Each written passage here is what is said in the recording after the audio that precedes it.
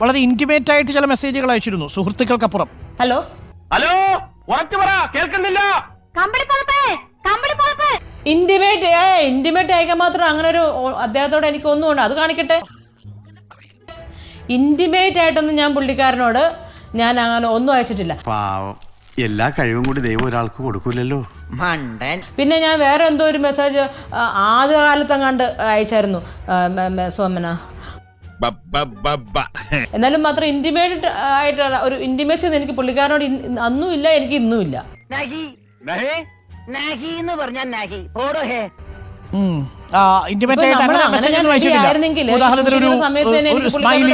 ചുംബനത്തിന്റെ ഒരു സ്മൈലി അതൊന്നും അയച്ചിട്ടില്ല. ഹാർട്ടൊക്കെ അയച്ചിട്ടുണ്ട്.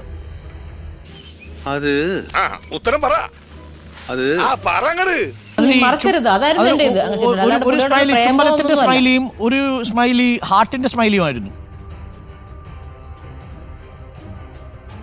ആ, ഞാനൊരു കാര്യം പറയട്ടെ, ഞാൻ എല്ലാവർക്കും ഇത് അയക്കാറുണ്ട്.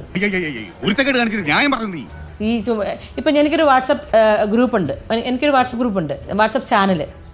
ആ ചാനലിനകത്ത് നിങ്ങൾ നോക്കിയാൽ നമ്മൾ എല്ലാവരും ഉണ്ട്, കുറെ പേര്, എല്ലാം ഫ്രണ്ട്സാണ്. ഞാൻ എല്ലാവർക്കും ഗുഡ് നൈറ്റ് കേട്ടോ എന്നിട്ട് ഉമ്മ അതിന്റെ ഒരു എന്താണ് ഐക്കോണ എന്താ പറയാ, അത് അയക്കുമ്പോ നമ്മൾ സ്ട്രേറ്റിലല്ല കൊടുക്കുന്നത്. അതെന്റെ ഒരു സ്നേഹപ്രകടനം, ദാറ്റ്സ് ഓൾ. അതിനെ നിങ്ങൾ ലെസ്റ്റ് ആയിട്ട് കണക്കാക്കരുത് പ്ലീസ്.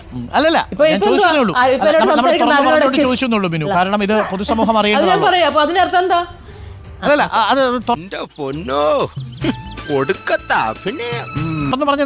അതെ ഫ്രണ്ട്ലി ആയിട്ട് ഇപ്പൊ ഞാൻ ഈ മോൾക്ക് വേണമെങ്കിൽ മോളെ കൊടുക്കും. ഒരു പൈസയും മുകേഷ് തന്നിട്ടില്ലേ? നമ്മൾ 25,000 രൂപ ആദ്യം ചോദിച്ചു, പിന്നീട് 1,00,000 രൂപ കസിൻ ചോദിച്ചു. ഒരു രൂപയും തന്നിട്ടില്ല. ഒരു രൂപ പോലും മിനുവിന് പുള്ളിയെ കൊണ്ട് ഗുണം ഉണ്ടായിട്ടില്ല. ഇല്ല, ഒരു 5 പൈസയുടെ ഗുണം ഉണ്ടായിട്ടില്ല. ഇനി സമൂഹത്തിന് വേണ്ടി, നമ്മുടെ പെൺകുട്ടികൾക്ക് വേണ്ടി, അവരുടെ സുരക്ഷിതത്വത്തിന് വേണ്ടി ഞാൻ ഇറങ്ങാൻ തീരുമാനിച്ചു. ഇങ്ങനെയുള്ള കള്ളന്മാരുടെ മുഖംമൂടി എല്ലാം ഞാൻ എടുക്കാൻ തീരുമാനിച്ചു. അതുകൊണ്ടാണല്ലോ ഞാൻ സത്യമായിട്ടുള്ള കാര്യങ്ങൾ തുറന്നു പറയുന്നത്. ഞാൻ ഇനി എല്ലാ സത്യവും ഞാൻ പറയാൻ തീരുമാനിച്ചു. എന്നാ പിന്നെ ഞങ്ങൾ ഇറങ്ങട്ടെ. നമസ്കാരം കേട്ടോ, പോവാൻ മോനെ.